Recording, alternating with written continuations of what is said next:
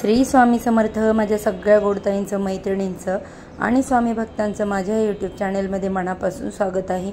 आजचा दिवस तुम्हाला सुखाचा, समाधानाचा, आनंदाचा, भरभराटीचा आणि स्वामीमय जावो हीच महाराजांच्या चरणी प्रार्थना करते आणि आपल्या या आजच्या नवीन व्हिडिओला सुरुवात करते। आजच्या या व्हिडिओमध्ये आपण आई भगवतीची विशेष आवडती सेवा याबद्दलची संपूर्ण माहिती आणि मंत्र कोणते आहेत हे पाहणार आहोत।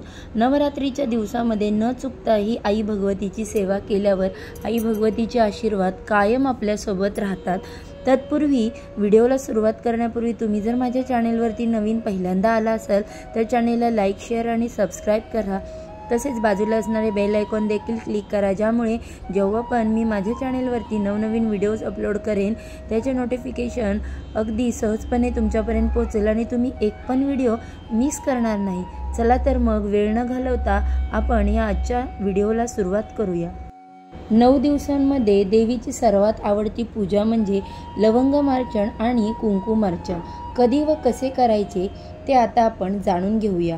लवंगमार्चन हा कुंकुमार्चन या दोन विशेष पूजाविधी नवरात्रीत देवीला प्रसन्न करण्यासाठी प्रभावी मानले जातात। हे दोन्ही उपाय साधारणतः पूजेमध्ये केले जातात आणि देवीच्या कृपेने भक्तांच्या जीवनात सुख, समृद्धी आणि शांती येते।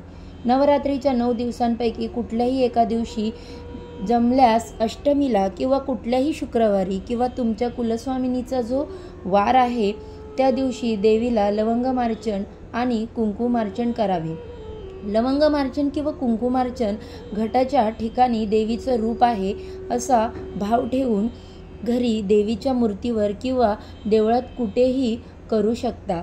लवंगमार्चन किंवा कुंकुमार्चन करण्यासाठी प्रत्यक्ष देवीसमोर उभी आहे असा भाव ठेवा। लवंगार्चना लवंगाने पूजा करायची आहे। लवंग हा एक औषधी द्रव्य असून त्याचा सुगंध आणि उष्ण गुणधर्म देवीला प्रसन्न करतात। लवंग देवी दुर्गेच्या विशेष प्रिय वस्तूंपैकी एक मानली जाते आणि त्याद्वारे देवीला अर्पण केल्याने भक्तांना देवीची कृपा प्राप्त होते।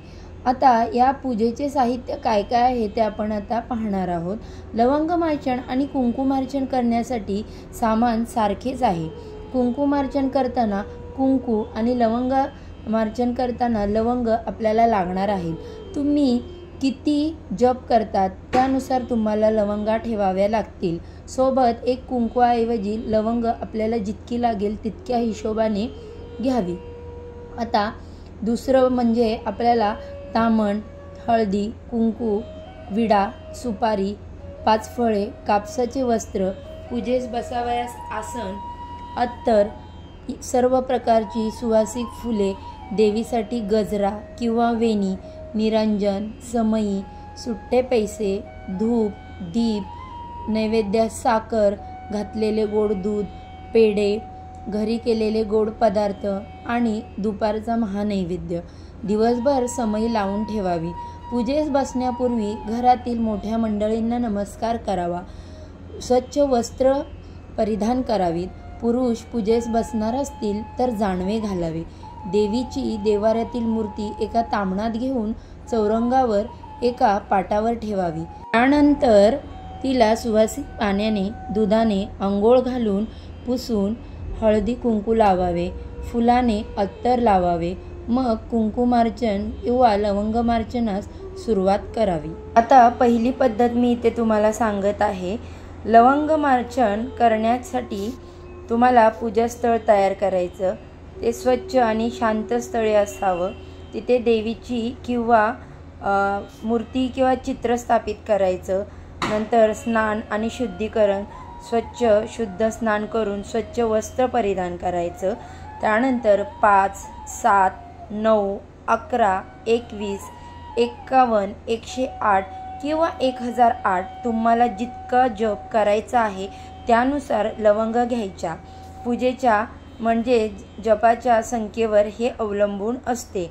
लवंग अर्पण देवीच्या चरणावर किंवा देवीच्या समोर लवंग ठेवावेत। प्रत्येक लवंग ठेवताना किंवा अर्पण करताना देवीचा एक मंत्र जप करावा। मंत्र असा आहे, ओम दुर्गाये नमः। लवंग अर्पण केल्यानंतर देवीला धूप आणि दीप दाखवावा। देवीला नैवेद्य म्हणून गोड पदार्थ अर्पण करावा.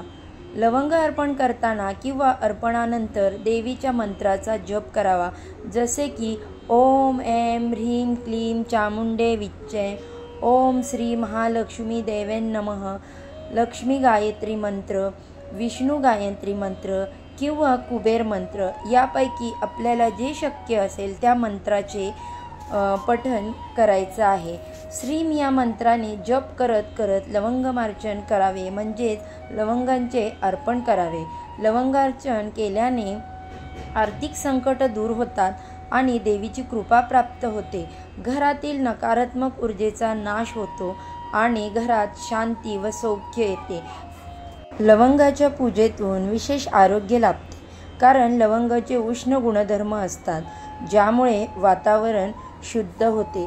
आता आपण ही पहिली पद्धत पाहिली. त्यानंतर दुसरी पद्धत कुंकुमार्चन. आता कुंकुमार्चनाचं महत्त्व.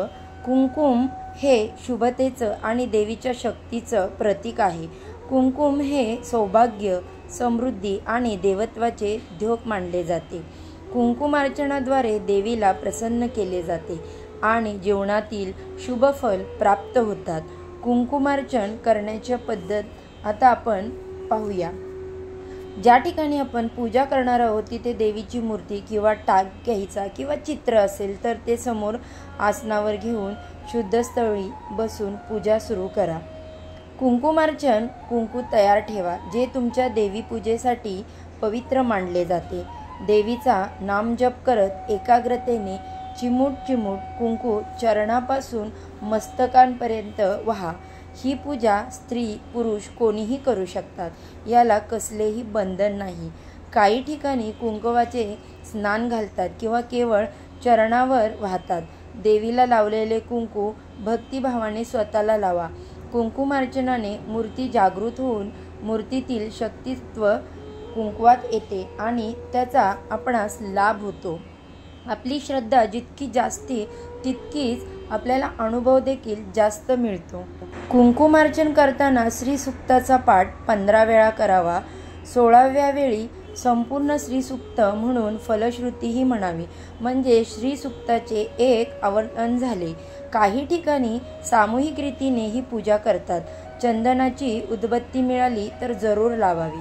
सर्व पूजा झाल्यावर एका ताटात खण नारळ घेऊन घरातल्या देवीची ओटी भरावी. डाळिंब मिळाले तर आणावे. देवीस ते फार प्रिय आहे. नवरात्रीचे 9 दिवस एका निरांजनात अगदी लहान कापूर घेऊन तो प्रत्येक खोलीत जाळावा. घराला 4 खोल्या असतील तर प्रत्येक खोलीत ते निरांजन घेऊन जावे आणि तिथे एका कापुराची वडी त्यात जाळावी. मग ते उचलून दुसऱ्या खोलीत न्यावे आणि पुन्हा तेच करावे. त्याने घरात अत्यंत सकारात्मक ऊर्जा आणि लहरी निर्माण होतात. आता देवीला कुंकू अर्पण कसं करायचं ते आपण बघूया. देवींच्या चरणावर कुंकू अर्पण करा.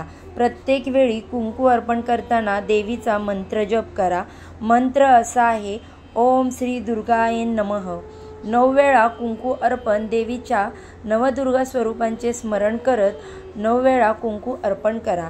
लक्ष्मी गायत्री मंत्र, विष्णू गायत्री मंत्र किंवा मग कुबेर मंत्र या तिन्ही मंत्राचा कमीत कमी 16 वेळा जप करत करत देवीला कुंकू अर्पण करावे. त्यानंतर देवीला दूध साखरेचा, खिरीचा, कुठलाही गोड पदार्थाचा नैवेद्य दाखवून आरती करून देवीची स्तुती करावी. कुंकुमार्चन दरम्यान श्रीसूक्त, लक्ष्मी स्तोत्र किंवा इतर देवींच्या स्तोत्रांचे पठण केले जाते. पूजेच्या शेवटी देवीला फळ किंवा गोड नैवेद्य अर्पण करा. कुंकुमार्चनाद्वारे देवीच्या कृपेने आर्थिक समृद्धी प्राप्त होते. स्त्रियांना सौभाग्य, दीर्घायुष्य आणि आरोग्याचा आशीर्वाद मिळतो. देवीच्या शक्तीची अनुभूती मिळते आणि भक्ताला आत्मविश्वास प्राप्त होतो. दोन्ही अर्चनांचे सामर्थ्य असे आहे की लवंगमार्चन केल्याने व्यक्तीच्या मानसिक आणि आर्थिक अडचणी दूर होतात.